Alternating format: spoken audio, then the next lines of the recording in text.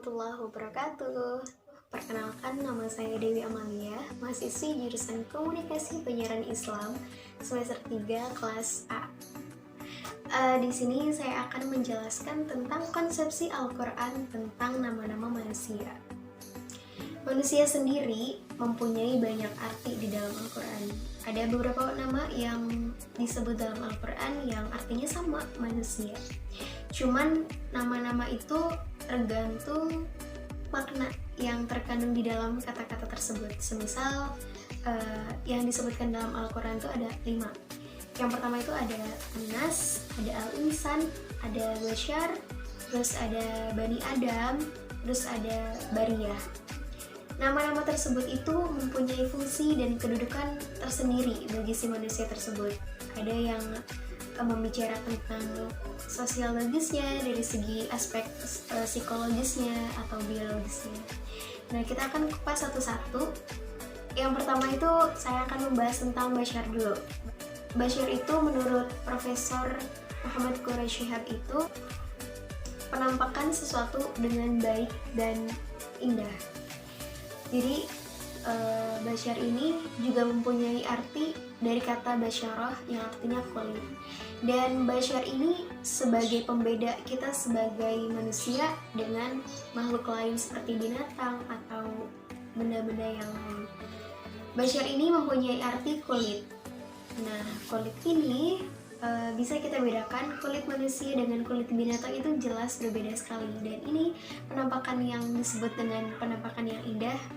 Menurut kata Bashar ini adalah kulit manusia yang terlihat atau nampak jelas dan berbeda dengan kulit binatang yang lain. Bashar sendiri menjelaskan tentang aspek biologisnya pada umumnya. Jadi pada umumnya manusia ini yang punya tangan, punya kaki, punya mata, punya hidung, punya alat indera yang lain, dan punya organ-organ tubuh yang tidak dimiliki oleh makhluk lain. Intinya, ya manusia itu punya sesuatu yang bisa dibilang semua manusia itu punya ciri khas gitu. Ciri khasnya yang berbeda dengan makhluk lain. Ciri khas lainnya seperti apa contohnya gini. Kalau binatang itu kan organ tubuhnya itu tidak selengkap manusia. Kemudian alat-alat gerak atau alat indera, baik itu perasa, penglihatan dan sebagainya, tidak sesempurna manusia gitu. Dan itu yang dinamakan dari aspek biologisnya. Biologis itu yang nampak, yang terlihat. Terus yang kedua, Al-Insan. Al-Insan ini diambil dari kata uns. Kalau kata Profesor Muhammad Quraish Shihab lagi, mempunyai arti jinak, humoris. Dan Al-Insan ini kita bisa ambil dari segi psikologis. Biasanya manusia itu kan orang yang gampang lupa, banyak khilaf, banyak salah, banyak dosa dan sebagainya. Dan Al-Insan ini menunjuk kepada hal itu gitu. Kayak misalnya gini, manusia itu tidak luput dari salah.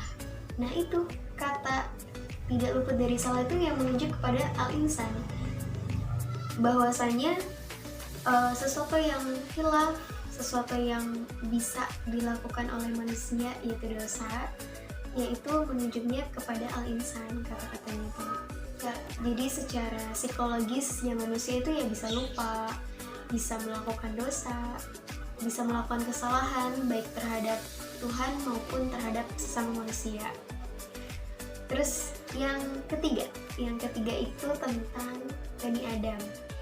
Bani Adam itu ya nama lain dari manusia, bahwa kita tuh sebagai keturunan Nabi Adam, dengan maksud Bani Adam itu diberikan rezeki yang lebih dari Allah. Semisal kayak seburuk apapun kita itu pasti kita masih bisa dikasih nafas, masih dikasih orang-orang terdekat kita, masih diberikan sesuatu yang tidak benda lain ataupun makhluk lain punya, dan itu hanya ditujukan kepada Bani Adam atau keturunan Nabi Adam sendiri. Dan maksud dari kata Bani Adam ini menunjuk kepada, kalau bisa kita lihat, kita bisa nilai dari aspek historisnya, bahwa dulu penciptaan manusia itu ada pada saat Nabi Adam tercipta dan sebagainya. Itu contoh kecil. Kemudian ada kata Anas. Anas ini udah familiar banget sama telinga kita. Ya, kita disebutnya Anas, manusia. Dan ini menunjuk kepada segala sesuatu yang berkaitan dengan permasalahan hidupnya. Semisal manusia punya permasalahan hidup, ya ada yang dikasih cobaan, cobaannya ada yang berat, ada yang ringan. Dan itu dari segi anasnya, dari segi manusianya, bahwa kita sebagai manusia itu tidak luput dari yang namanya diuji, kemudian dikasih cobaan yang mungkin menurut kita berat banget, tapi ternyata Allah lebih ngasih yang berat itu sama sesuatu yang mampu gitu. Jadi Anas ini ya kita sebagai manusia yang punya masalah gitu. Apapun kebahagiaan yang kita punya, pasti ada masalah di balik itu semua. Dan sebaliknya, apapun masalahnya pasti ada rasa bahagianya juga. Allah nggak mungkin ngasih masalah tanpa ngasih solusi. Kemudian yang terakhir itu tentang bariyah. Jadi bariyah ini menjelaskan tentang sesuatu imbal balik. Kayak gini contohnya, kita melakukan dosa, pasti kita akan disiksa suatu hari nanti. Contoh ya, kita melakukan suatu kebaikan, pasti ada timbal baliknya dari Allah, baik itu pahala, baik itu misalkan pahalanya nanti di akhirat, ataupun secara tidak langsung kita berbuat baik kepada orang, ada orang lain yang berbuat baik sama kita gitu. Dan pada hakikatnya konsep ini tuh tentang reward gitu, tentang hadiah atau timbal baliknya kita. Ya balik lagi, kita manusia punya salah, punya hilaf, tapi kita tidak menutup kemungkinan kita juga beramal gitu. Sadar atau tidak sadar, amal kecil yang kita bawa ke akhirat itu yang bakalan jadi penolong kita. Dan konsep ini tuh intinya ya timbal balik gitu. Kalau kita berbuat baik, pasti kita akan mendapatkan kebaikan juga. Kalau kita berbuat jahat, kita juga akan mendapatkan kejahatan juga gitu. Jadi sebagai manusia, sebagai makhluk yang bernama bariyah, kan ada tuh ya namanya khairul bariyah. Nah itu tuh adalah manusia, sebaik-baiknya manusia. Jadi apapun yang bisa kita kasih ke orang, apapun yang bisa kita kasih kemanfaatan itu untuk sesama, ya udah kasihin aja. Kita misalnya punya kelebihan sesuatu, dan ternyata orang lain tuh butuh kelebihan kita, tapi kita tuh ngerasa, masa sih kita ngasih kelebihan kita buat orang lain, atau orang lain juga nggak bakalan ngasih ke kita.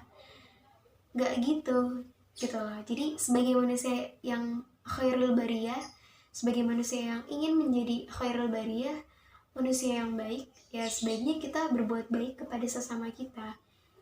Bahkan kalau bisa, bahkan lebih baik kita berbuat baik terhadap siapapun, apapun, baik itu binatang, apalagi manusia gitu ya. Binatang aja kita nggak boleh nyakitin mereka, apalagi manusia yang sama-sama bisa ngerasain, sama-sama kita punya timbal balik gitu.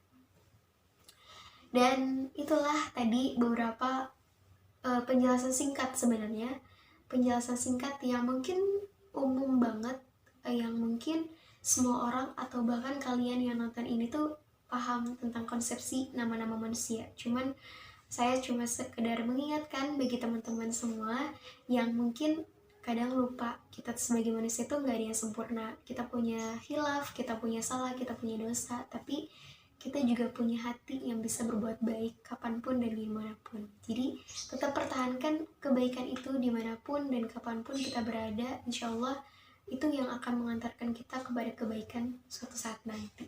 Jadi intinya nama-nama manusia tadi mengingatkan kita bahwa kita tuh bukan makhluk yang sempurna, banyak kurang dan banyak salahnya. Jadi jangan pernah merasa paling keren, paling bisa, paling segalanya. Kita manusia sama di hadapan Tuhan Yang Maha Esa.